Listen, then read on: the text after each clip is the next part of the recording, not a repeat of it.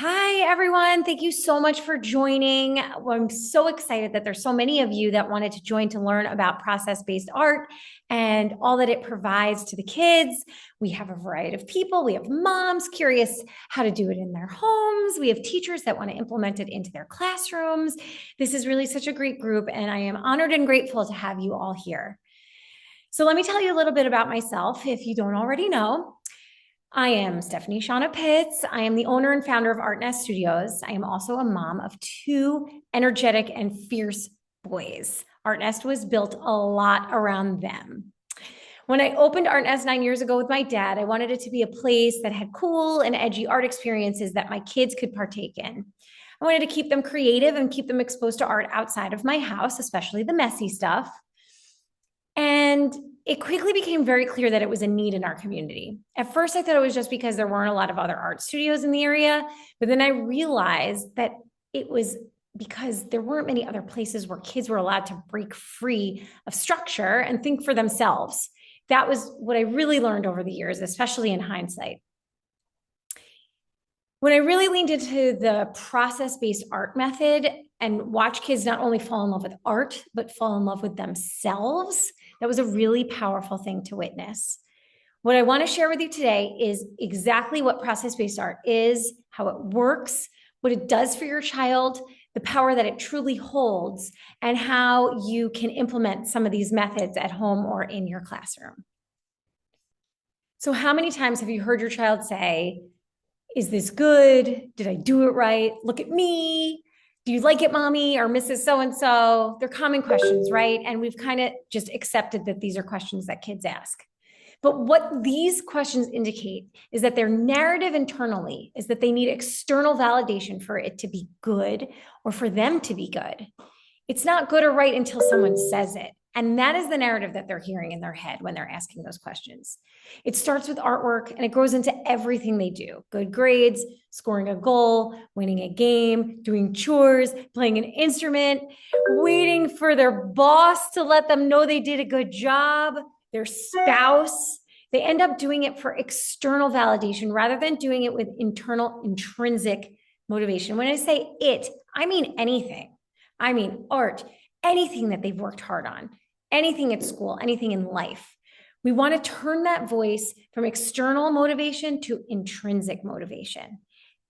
And the big shift that we're going to talk about and is life-changing for how they potentially view themselves for the rest of their lives.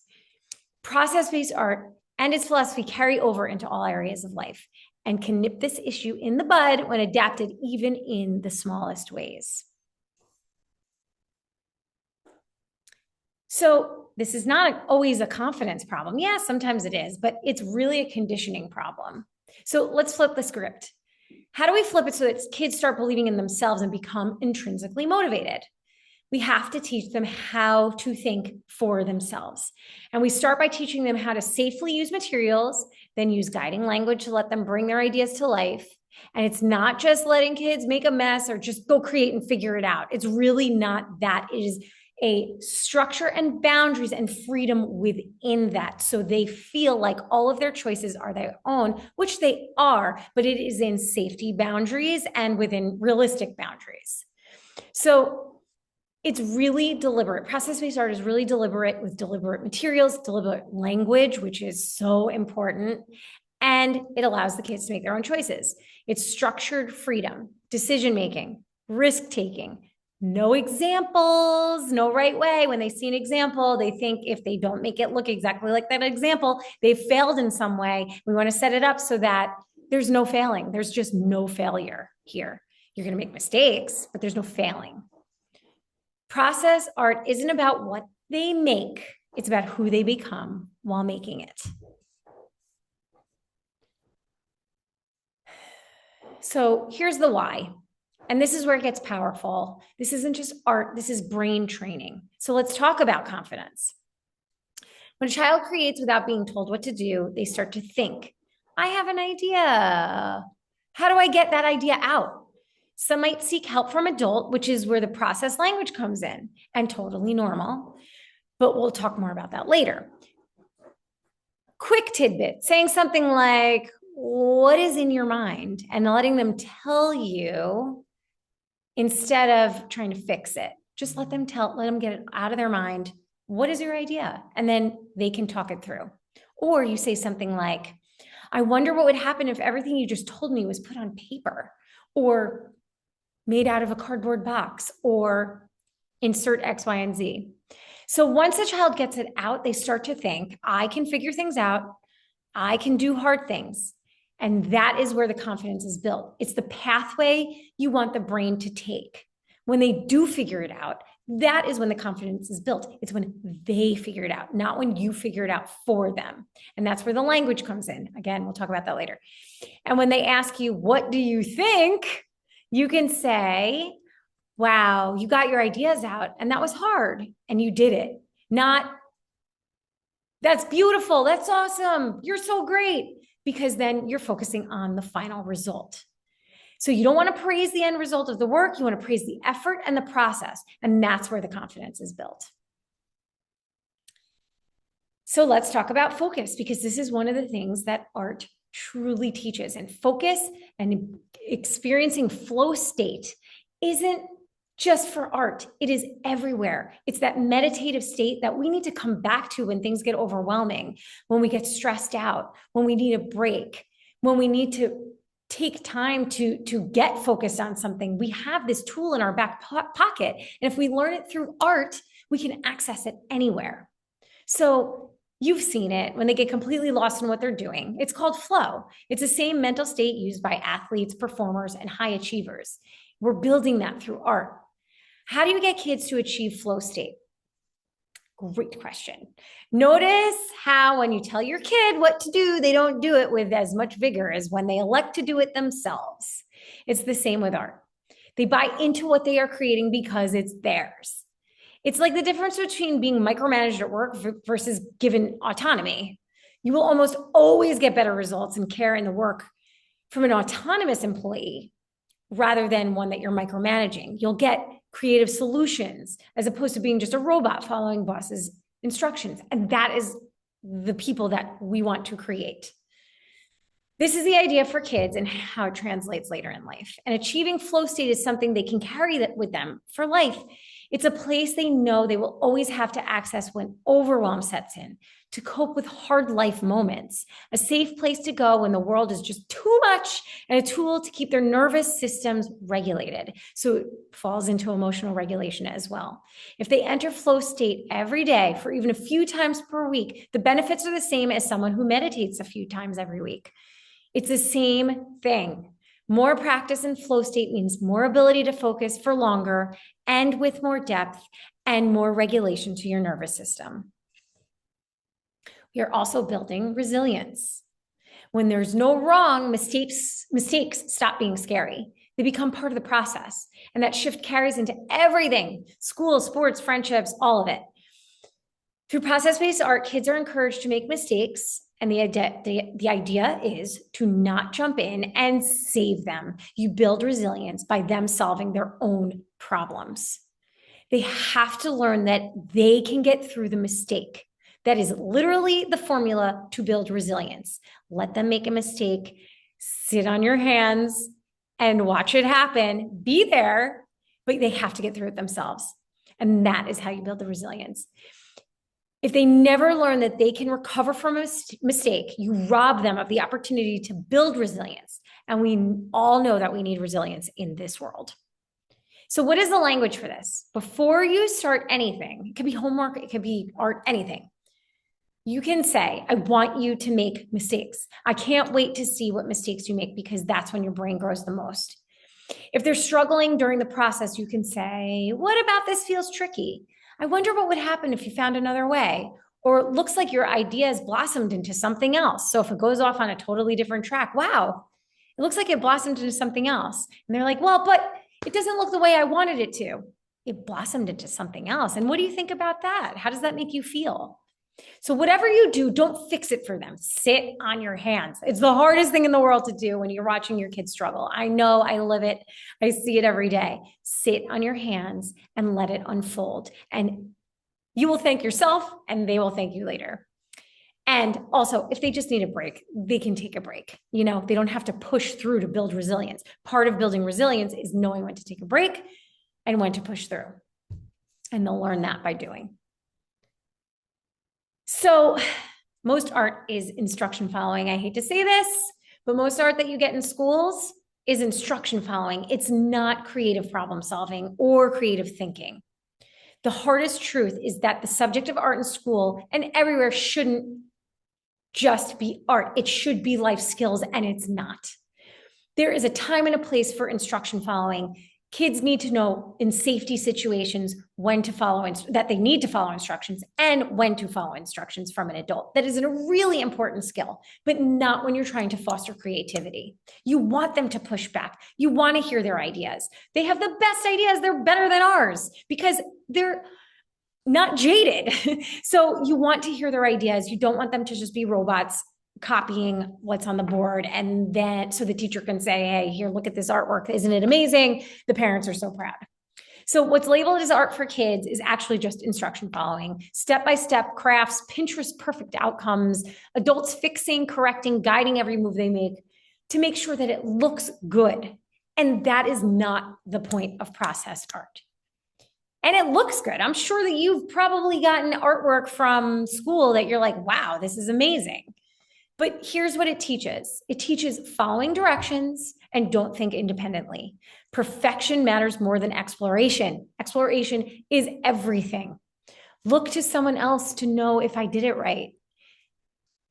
That's that beginning part, that it's that external validation because the teacher says I did it right, I got an A. And that's the reality. The more we help them get it right, the less they learn to think. And this isn't teaching any life skills that I imagine parents would want their kids to walk away with. We want leaders, people with confidence in their own ideas, flexible thinkers with intrinsic motivation. Following step-by-step instructions and getting graded and judged for how well they copied someone else's work is not a life skill that would support successful adult life in this day and age. We need to protect the process. So here's the shift. What do we do instead? This does not require a full lifestyle overhaul. Everything that you're doing is wonderful. You're here, it means you care. You do amazing things for your kids. You guys are amazing parents for being here because it means you care. You're amazing educators because you want to increase your knowledge about new ways of teaching and learning. So you're doing the work, and that is everything. It just requires a mindset shift. How to recognize process-based experiences. So let's identify how we do that. So there's no sample to copy, open-ended materials, kids making their own decisions, simple shifts in the way that you provide these materials. So make sure that you have open-ended materials, meaning you put out markers, you put out crayons, you put out cardboard and tape and sticks and scissors, and they choose how to use them. So change the invitation. Instead of let's make a rainbow, it's what could you create with these colors? So instead of guiding them to exactly what you envision they should make with these things, let's see what they come up with. What could you create with these colors? So instead of that's beautiful, when they're done, try tell me about what you made. Tell me about your process.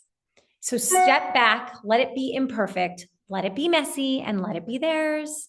Don't clean up after them either. That's a side note. Let it be messy. Just clean up at the end. Don't interrupt their process, because your job is not to guide the outcome. It is to protect the process. Okay, so I'm going to give you a quick example of a sit on your hands moment that I really, as long as I've been doing this, I still have my sit on your hand moments. So we did an event for Boca Bacanal, if anybody on here knows what that is. It's a food and wine festival, and we brought in a huge community mural, and it was in the style of Roy Lichtenstein. And if you don't know who that is, I will show you a picture of it. So in my mind, the outcome was supposed to look a certain way. Guilty. That's fine. So here's what the Roy Lichtenstein looks like. So you see all the dots in the flat colors and in the wow. Nothing in the white, nothing on the lips, right? Nothing on the teeth. And we noticed that people started, here's us in front of it before it happened. People started putting the dots everywhere that we didn't want them to put it. It was like not on the flat paint where it would have looked like a Roy Lichtenstein. It was in the word, which, okay, it was in the white, it was on the teeth, it was on the face, it was on the lips. It was making me crazy. And all of us, the two ladies that you saw in the other picture, we were all like, oh my God, should we tell them where to put it? And I said, absolutely not. Because even with adults, we have to stay focused on the process. I wonder how this is going to come out in the end because it's their ideas. And with group thinking, it's so interesting to see how they follow each other's lead. So fascinating. And I'm so glad that we didn't tell them where to put it because it came out awesome. Instead of a Roy Lichtenstein, it looks like sparkles coming out of her mouth with the word vino. And we love that. And everyone felt good about it. And it took away any pressure that people had on where to put their dots. So that was a lesson that we are still constantly learning. So here's the vision. This is so much bigger than an art project. This is how we raise kids who take risks, think creatively, and don't shut down when things get hard. This shows up in how they approach school, how they handle challenges in sports, how they navigate social situations, and more into adulthood.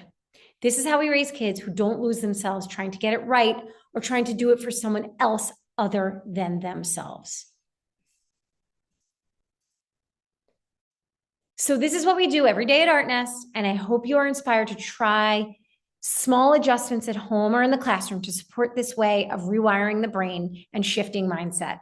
So this is about changing the way kids experience creativity and prepare for life. You could start this at home today, and if you want to go deeper, we're here for that too.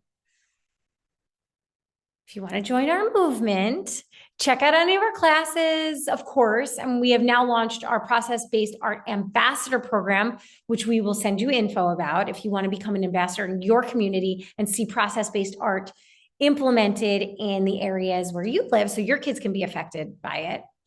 And we also have our prompt decks to help you implement process art projects at home or in the classroom. So these are prompts, you can have them digitally or you can print them on cards, is prompts for process-based art projects. And it also helps reset after frustration, helps calm their nervous system before homework. So it gets into the academic aspect of how process-based art can help with focus and getting the best results out of kids. So we'll send all of that info over to you. And just remember, we're not just making art, we're raising a generation of kids who aren't afraid to think for themselves, and you get to be a part of that. Thank you so much for joining. If you want more information, we plan to have more of these little mini sessions. This is just the tip of the iceberg. Please feel free to join us for upcoming free seminars. Check out our website, check out our prompt packs, and let us know if you want to be part of the ambassador program to learn more. Thanks so much and have a great day.